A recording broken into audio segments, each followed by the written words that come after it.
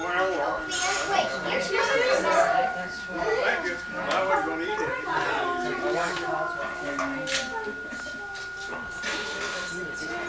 All right, a Japanese reunion.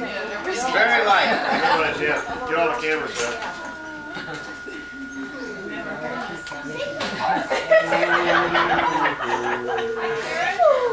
Hold your camera. Cover it. Camera's this small. Baby, huh? Sure looking good. You sure are looking good. Please. Yes, you are. That pizza of yours is strange and wonderful. Thanks. How do you like that? It's really nice. Did you get a cracker with it? Oh, yes. I started putting the crackers out and got sidetracked. Well, and I put them on the floor. Oh, okay. That's all right. Just because I did that. Paul.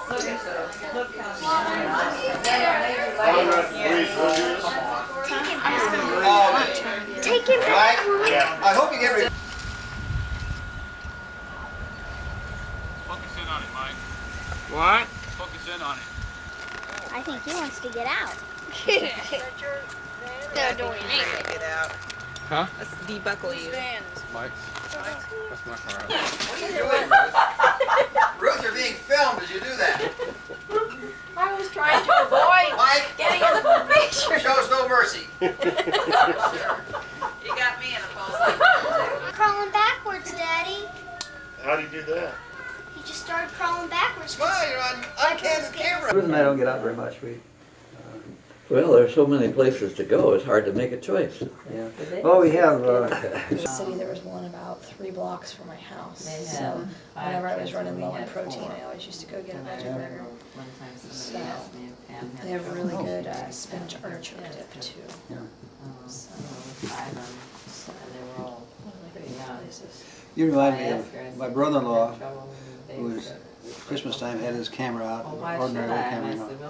And he told everybody, "Now sit still. I'm taking a movie."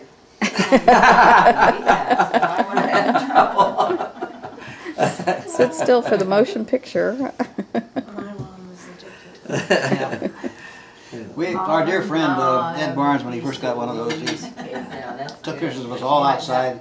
And then insisted we all go inside to watch the pictures he just taken. It is addictive. Yeah, Mom has a taking. Early day reruns, huh? Yeah. She likes this one though because she can. It's digital, so Uh-huh. she can lay it all back and have sound.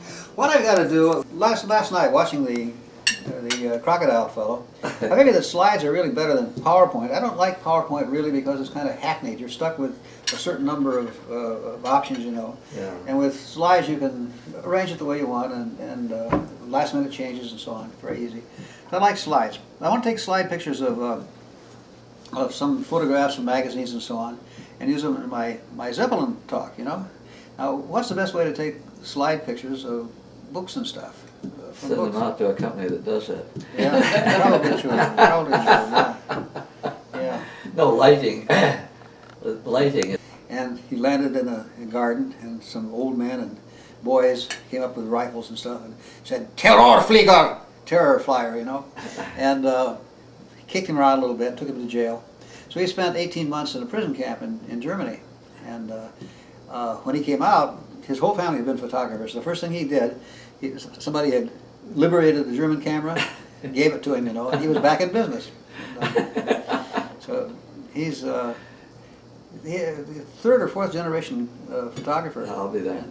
He takes the pictures of our people here, you know, for our mug book, so he can identify who people are. And they do it with a digital camera, and then they modify it on the computer, you know. All this wonderful stuff. Do you have new PowerPoint?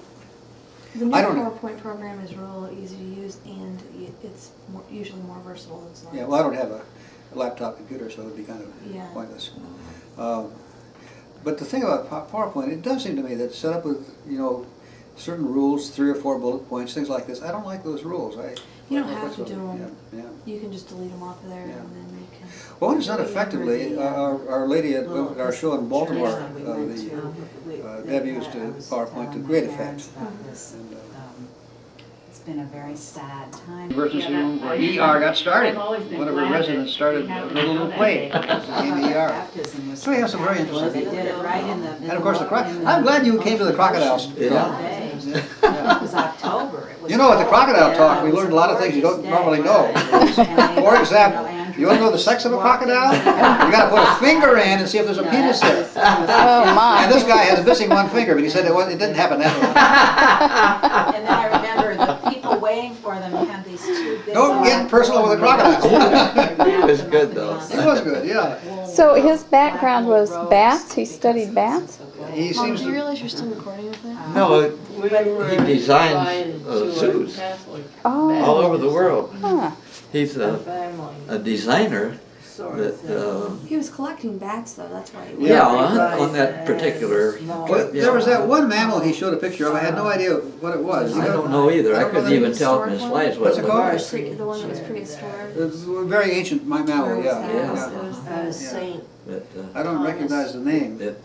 I should have asked him the after. slide wasn't clear enough to identify. No, it just looked like a large protein blob. Just a blob, yeah. Yeah, Were members of the church, A blob of fur or yeah, something. yeah. and they invited us. You know, Kinko's would And, probably be the better place to take this. It might be. to. I'll go boy. check with them too. All We have a his good mama connection. said But I was also concerned about the, I during won't pay the too much for ceremony. this. But I would like to have And it. You know, people like she him was though, busy they just love to get out and talk to of old the people. younger child. Oh, these are And the you can people see who live why upstairs from after you? that meeting. Sure. I think it's toasted sugar with bread added. Yeah. I had Brad looking at the book to pick out a birthday cake he wanted to make for him. I picked out one of the head of a Star Wars Oh, gosh. and another one that was a round cake that had a like a racetrack with little race cars on. And he said, he liked both of them. I said, Yeah. It must be. Everybody got a Christmas card. You know, he must have 200 million Christmas cards printed that year. And we paid for it. paid for all that. It was a picture of him and his family. I threw it out. I probably should have saved it. You It gotta would be an framed it. interesting collector's item at this point. Because I'm sure little W was just a little tiny bit. We used to get Christmas cards from Paul and family. Oh, Paul Simon. Oh. He was his The senator. political Paul Simon, not the singer Paul I Simon. met him the other day. We met him the other day. He was here for a little political talk, and Does he still wear bow ties?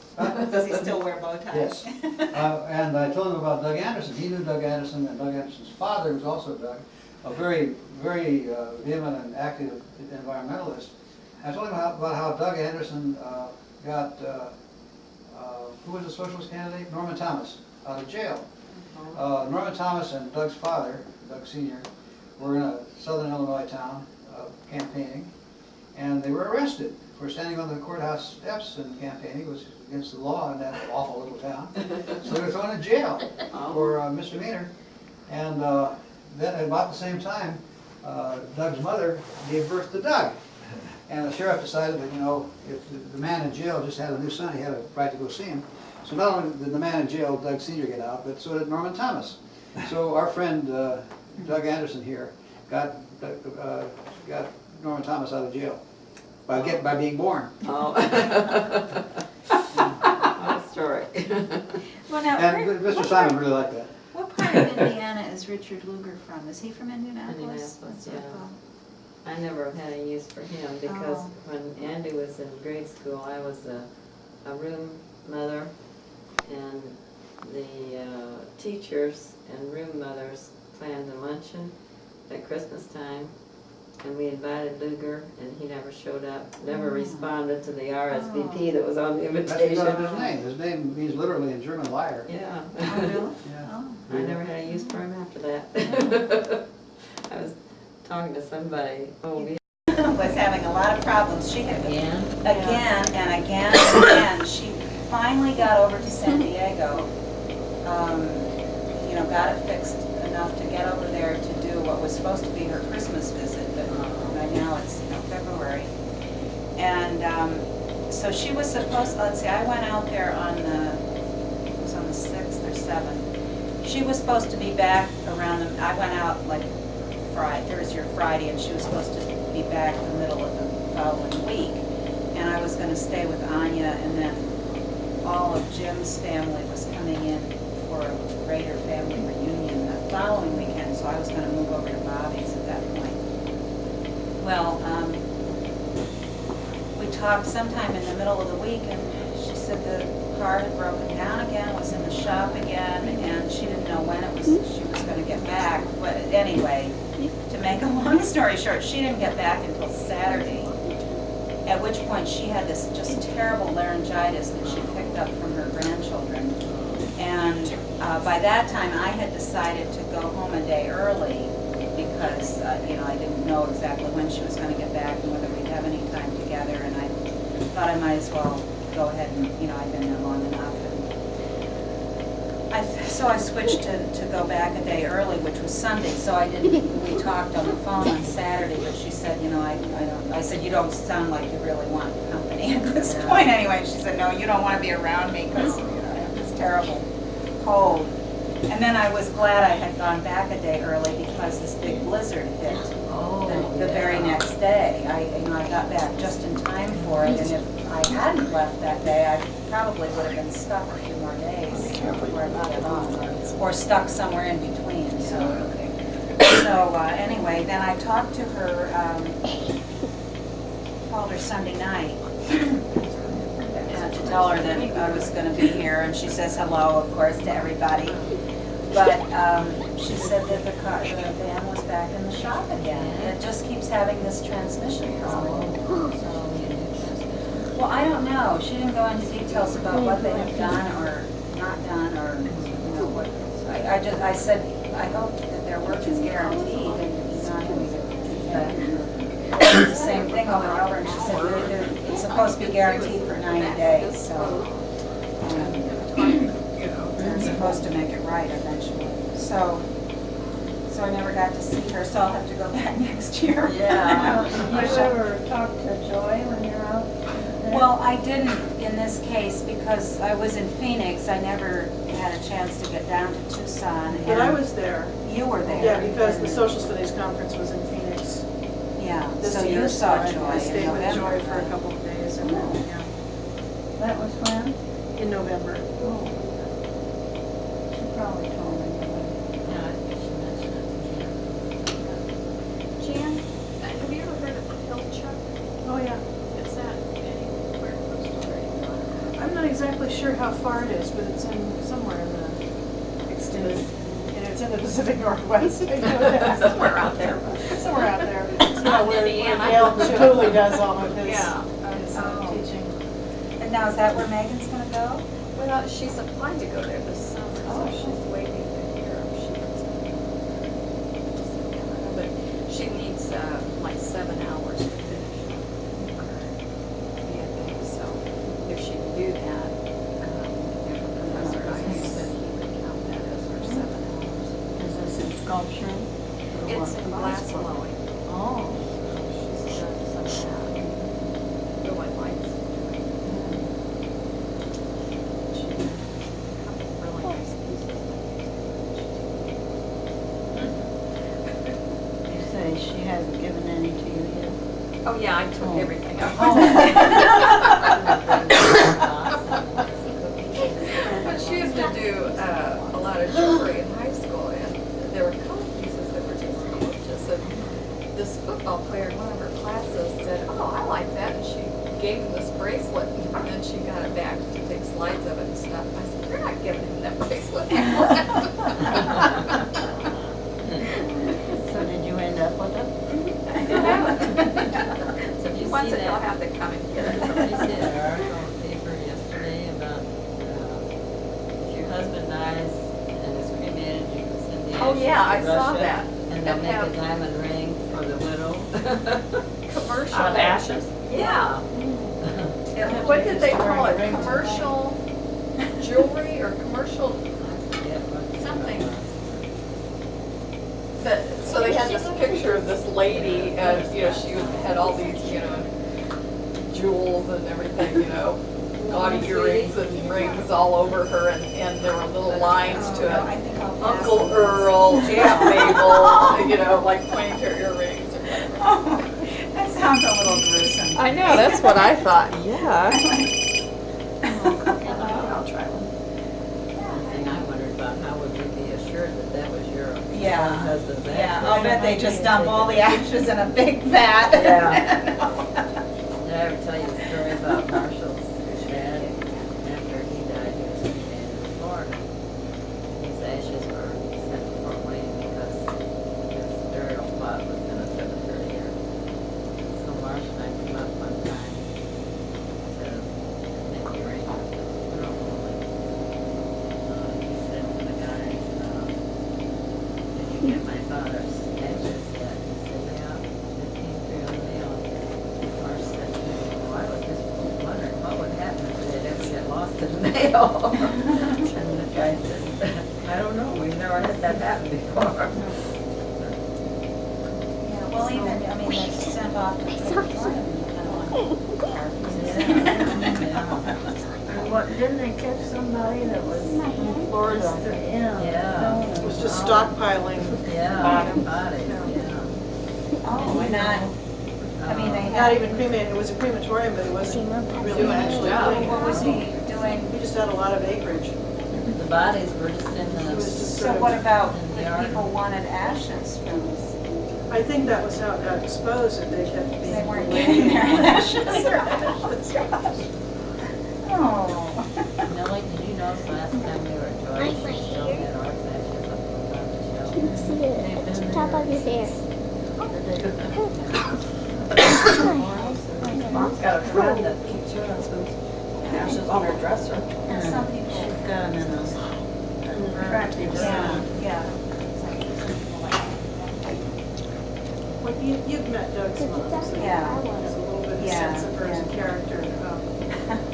When Doug's dad died last summer, and just before he and his mom were going to move into a retirement community, and the retirement community was balking at because they had accepted him based on his health and Jean's memories going a little bit, so they didn't want her to move into. Anyway, so they were there at, taking a walk on the grounds while Doug's sisters dealt with the bureaucrats, and they had just picked up the ashes. And so Doug said something about, "I hope we don't get lost, And Jean said, "Well, we can sprinkle Daddy's ashes." No, she said, "Daddy's crumbs." She called them crumbs. We can sprinkle Daddy's crumbs. A la Hansel and Gretel. Right.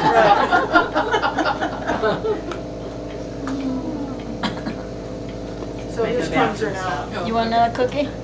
divided. Another cookie? You want Some of another? them got spread on a golf course that never would have had a crack at playing on in real life. Some of them are under a shrubbery under Lori's house, and the rest are in the closet. And Lori, Doug's mother is a real, it's a real trip visiting our two families with food, because their family is really obsessed with food, but in sort of the other end of the spectrum. And so his mother controls small portions of whatever she thinks you ought to have, and so one of the products of that is that both of her daughters were anorexic very seriously, so when they were teenagers. But Lori, the youngest one, who's now told us that she and Bill, Doug's dad, used to hide in the closet and eat Oreos together, so that Jean wouldn't catch them. So we were thinking we ought to shave a few Oreo crumbs in the ashes in the closet. Didn't you send him in with a? Well, I wasn't there yet. But she also, every night after dinner, there was a 10-fruit cup that was, the de rigueur, and then at 10 o'clock, she parceled out 1 square of Hershey's chocolate. So every night at 10 o'clock, Bill got his 1 square of Hershey's chocolate. So when he died and he was laid out in the casket, Doug and his sisters got him a big bar of Hershey's chocolate. So he went to the hereafter with his own damn chocolate, as much as he could want. You sort of like the Egyptians Yeah. going on. You probably heard the story of Herman Kessler when he died. Mary Ellen, the oldest daughter, was packing the milk pouch. Oh, did she? I didn't know that. He was a railroad engineer. Well, I reserved some of Hank's ashes after they were distributed in various places because I wanted to take them to Italy because he had spent some very important time in Italy and we had wanted to go there together and hadn't managed to. And so last year when I went, I wanted to take this little bit and find an appropriate place near Florence, to scatter them.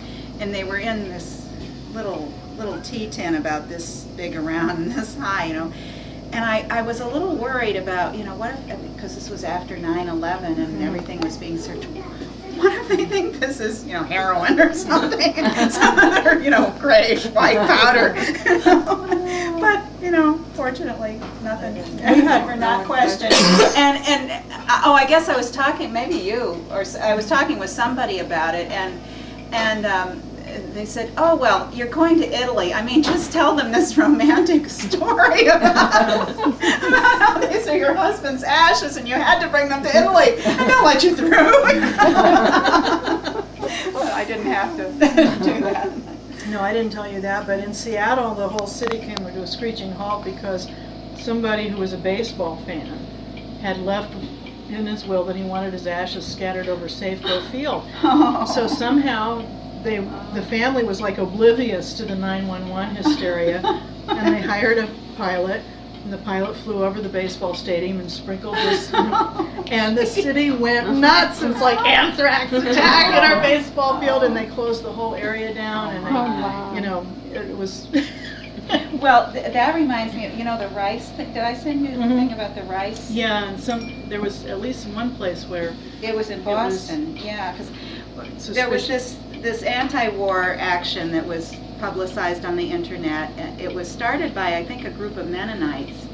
I got it from 3 different sources, but the idea was you put in a little plastic bag, you'd put half a cup of rice, and you mail it to George Bush with a note that says... It had a Bible verse. Yeah, it was a verse from Romans, which went essentially, if your enemies are hungry, feed them. So, the idea was quote this Bible. The family slogan. If anyone is hungry, even if they're not hungry, feed them. So the idea was to just send thousands and thousands of these little bags of rice with this Bible verse and a note to George Bush saying, please don't bomb the people of Iraq, send them this rice instead, So this just captured my imagination. I thought this was terrific. So it was concrete, I liked the idea. I sort of envisioned George Bush's desk piled with I know they wouldn't get to there, but that was my image. So before I left for Phoenix, I prepared a whole bunch of little bags of rice and left them at my church with instructions for a couple of other people to announce this as an after-church service activity that people could participate in. And so I didn't see the news in, I guess, the Boston Globe, but when I came back, people said, well, you closed down the Boston post office for a while because one of those rice bags split open and they thought it was anthrax. And everyone, I was, well, fine, we got publicity, which was the point. I was afraid they'd just go into some anonymous bin and no one would ever hear about it. But well, apparently the thing that instigated this was way back in the 50s. This had been done to the Eisenhower administration when there was some crisis going on where... The Korean War or something? Well, I think it was a crisis with China because there was some threat, or they were actually considering using a nuclear weapon on China in some confrontation. And I don't know whether the Korean War was still going on or it was later, but anyway, some religious group began sending these bags of rice, and the story that came out years later was that there was never any publicity about it, but somehow it came out years later that they really did have an impact, that you know, that the administration was aware that this was coming in, and that somehow it did impress them with, you know, maybe we shouldn't do this. Maybe we shouldn't drop this bomb. So that was the,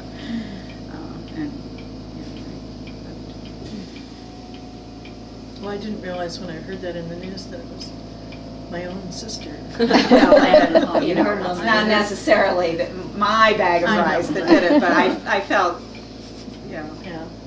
So was that Like on you'd made national your news? statement. Was that on national news? Yeah, it was a little item in the newspaper. and it was Boston. I think it was Yeah. the Boston area, yeah. And you know, it was during that period where I was probably not even seeing the news because I was busy. I think you were maybe you were in Arizona then or something. Yeah, I was, because Yeah, I right. had set this all up before. So I didn't went to connect it with Arizona. you because I knew Yeah. you were in Arizona. As a subversive. I had set it up and then Right. scuttled off. Left town. Yeah, left town. I said, yeah, I like this because it's kind of nonviolent terrorism. You know, it's like, you know, you do something that, you know, gets publicity and maybe makes people think a little bit, but it really isn't harmful. Well, Mom had a package of bittersweet that she was going to send to Ruth last fall, and she packaged it up and took it to the post office and was going to mail it, and they asked her what was in it, and she said, oh, you know, dried bittersweet. No, we can't mail that for you. So she came out to the car and told me, and I said, well, don't tell them what's in it when they ask. So we took it to another post office and took it in and mailed it. And they didn't ask what was in And it? why would they? I don't think they did the second bittersweet time. was- I mean, I know it's poisonous, but why would it be a danger in the mail? I don't know. Any more than any other dried flowers? We had in our post office a Maybe they sign, didn't believe me. probably in a lot of post Now offices. you looked like a It was like, terrorist. you know, a suspicious kind of package to look out for. And I really, I had to laugh when I saw it because, you know, it had things like, you know, it's mess, corners are not neat and tidy, and there's a lot of tape on it, and the handwriting is messy. I thought, you know, anything Doug mails would like. I mean, I could get by with anything because I wrap neat packages, you know, but Doug, you know, he would be nailed for a terrorist. You know. I saw that too, and I it's thought, like- you know, anybody that wants to send something that's dangerous will just make sure Right, they here's do the a guidelines for better what to job. avoid. Yeah. Yeah. I saw that too, and I thought, this is a little strange. Matt, Hi, Matt. Hey, Matt. my cousin Jan, Hi. Diana, those are both Hi. Ruth's daughter. Aunt Ruthie in Chicago. Yeah. This is Matthew. Matthew, I think It's you're, my little you're boy. much taller every time I see you. Dad said he'd be here. Well, he's late. So to be ready. How tall is Matt now? Almost 6 foot. Are you 5'11"? Went back in the back. Yeah, he's the one who was an infant when Hank and I were here. So Yeah, he'll be how old is he? He'll be 15 in July. Okay, so that dates it, because I remember he was just he was, So 14 years. yeah, he was very small, I mean, just a few weeks old, and when's his birthday? July. Was that the same year that you came back to Seattle? He weighed 10 and a half when he was born. didn't Because he? you drove, didn't you? Well, young, he was young. He was, He was an infant. he was an infant. A large infant. How much you weigh? Matt weighed 10-12 when he was Wow. That might have been the same year. Josh was 9'6", and I know 10, 12 is going to be. Well, Melanie, my oldest, was 9-12. Miranda was actually the smallest one. I think she's going to turn out to be the biggest kid. It seems like she's tall. I thought Jeff was tall, but I think she's maybe a little bit taller than Jeff. She's one of the biggest girls in her class, isn't she?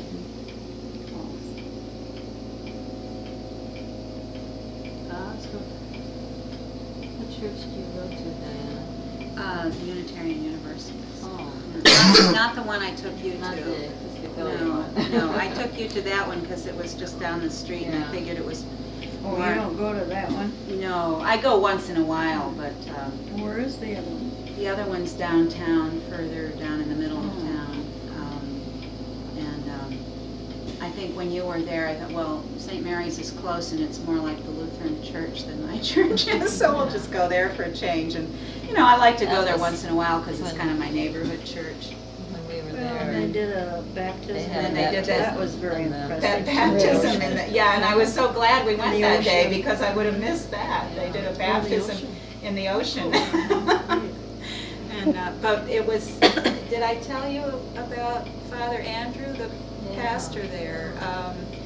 He's gone because it came out just before Christmas. It came out that he was accused of sexually abusing a boy 30 years ago when he was a young priest, and 35 years ago, anyway, a long time ago. And this had this Was about the time that they were having all that kind of well, stuff. yeah, it was kind of in the aftermath of all the stuff in the Boston, particularly in Boston Catholic diocese. But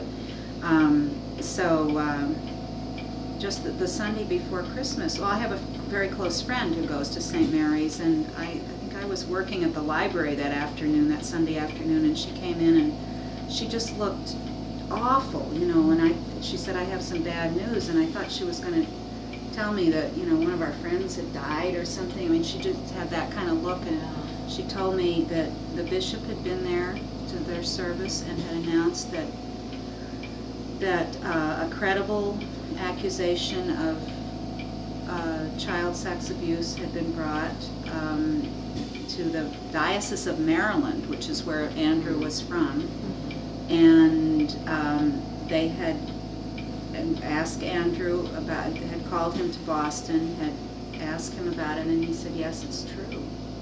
It did happen. And so he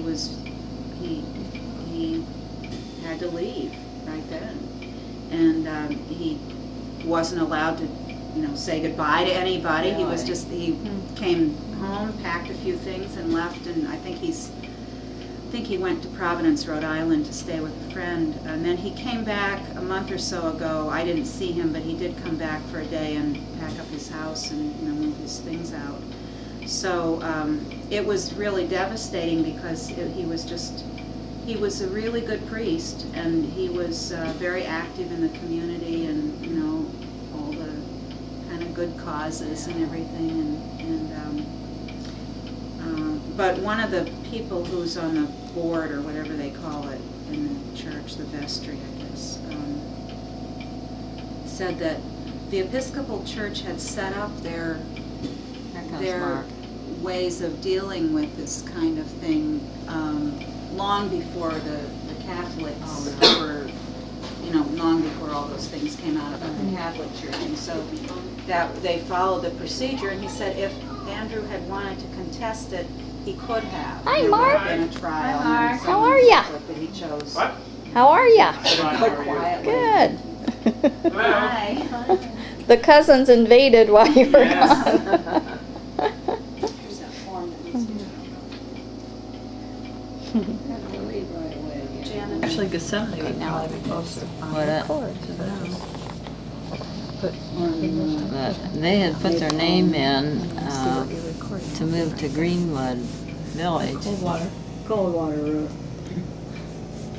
There's a place in Greenwood, which is south of Indianapolis, that has different buildings. You know, you can move in as retired people that are still ambulatory. If you get sick, there's a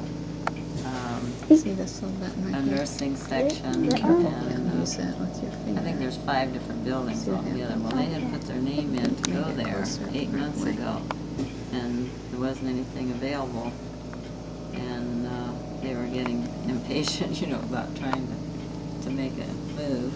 And when they came up here at Christmas time to their sons, he and his brother convinced them that they should come here instead, so they took them out to see this place on St. Joe Road, and so they're moving the 28th.